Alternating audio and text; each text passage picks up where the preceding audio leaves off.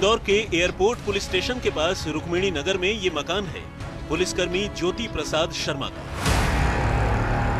ये मकान दो हिस्सों में बटा है।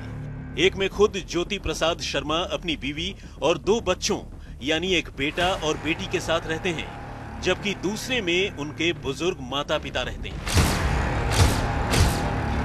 गुरुवार की सुबह ज्योति प्रसाद की मां अपने बेटे और बहू के लिए चाय लेकर मकान के दूसरे हिस्से में गई।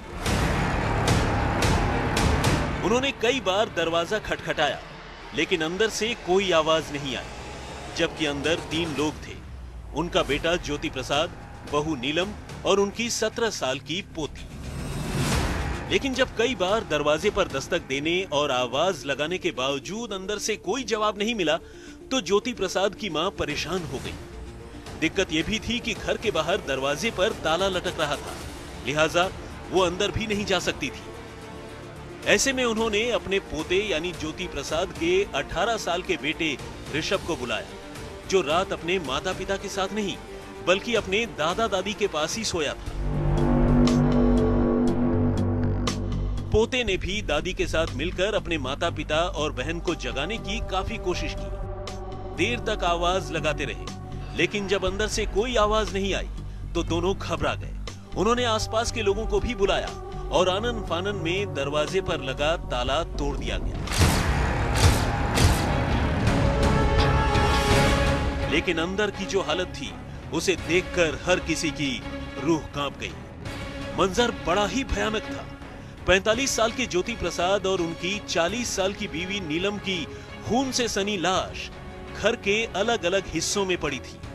ज्योति प्रसाद की लाश जहां फर्श पर थी, वहीं नीलम की लाश पलंग पर। चूंकि दोनों का कत्ल चाकू जैसे किसी धारदार हथियार से किया गया था, लाश के आसपास इतना खून बिखरा पड़ा था कि वहां पैर रखना भी मुश्किल था। और तो और चाकू के वार से उड़े खून के छींटे दीवारों तक भी पहुंच गए थे। लेकिन इस दोहरे कत्ल की कई बातें पहली ही नजर में बेहद हैरान करने वाली थीं। पहली बात तो ये कि अगर घर के अंदर ज्योति प्रसाद और नीलम का कत्ल हुआ तो उनकी 17 साल की बेटी कहां गई? सवाल यह भी था कि आखिर कातिल जाते जाते दरवाजे पर ताला कैसे लगा गए? तो क्या ये ज्योति प्रसाद और नीलम की बेटी ही थी जिसने अपने माँ बाप का कत्ल कर दिया था? लेकिन 17 साल की एक नाबालिग लड़की आखिर ऐसा कैसे कर सकती थी? वैसे भी अकेले अपने पुलिस वाले पिता और माँ की जान लेना उनकी बेटी के लिए मुमकिन नहीं था। ऐसे में सवाल यह था कि क्या बेटी ने किसी और के साथ मिलकर अपने माता पिता की जान ली और घर से फरार हो गई? अगर उसने ऐसा किया भी तो आखिर इसकी वजह क्या हो सकती थी? जाहिर है इस मामले में पहला शक तो नाबालिग बेटी पर ही था, लेकिन जब तक बेटी का कुछ पता नहीं चलता तब तक पक्के तौर पर कुछ भी कहा नहीं जा सकता था। अब तक पुलिस को भी इस दोहरे कत्ल की खबर मिल चुकी थी। पुलिस ने लाशों को बरामद कर पोस्टमार्टम के लिए भिजवाने के साथ साथ पूरे घर की तलाशी लेने की शुरुआत की, ताकि कहीं से इस भयानक डबल मर्डर के कातिलों का कोई सुराग मिल सके।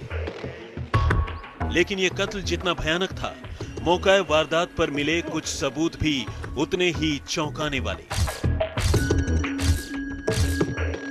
पुलिस ने देखा घर में 17 साल की बेटी का लिखा एक खत पड़ा है, जिसमें बेटी ने लिखा था कि उसके पिता यानी ज्योति प्रसाद शर्मा उसका शारीरिक शोषण करते थे और इस काम में उसकी मां भी उनका साथ देती थी, और अब वो घर छोड़कर जा रही है, इसलिए कोई भी उसे ढूंढने की कोशिश न करे। पूरे घर में सीसीटीवी कैमरे लगे थे। ऐसे में कातिलों की तस्वीरें कैमरों में कैद होनी चाहिए थी। लेकिन दूसरी हैरान करने वाली बात यह थी कि पूरे घर के सीसीटीवी कैमरे 2 दिन से ऑफ थे। तीसरी चौंकाने वाली बात यह थी कि उनकी बेटी का मोबाइल फोन भी करीब 20 घंटे पहले से स्विच ऑफ था और फोन भी वहीं घर पर ही रखा था। कुल मिलाकर शक की सारी सुई ज्योति प्रसाद और नीलम की नाबालिग बेटी की तरफ ही घूम रही थी। साथ ही कत्ल के तौर तरीके को देखकर यह बात भी तकरीबन साफ थी कि बेटी ने अकेले अपने माँ बाप की जान नहीं ली, बल्कि कातिल कोई ऐसा था जो बाहर से आया था।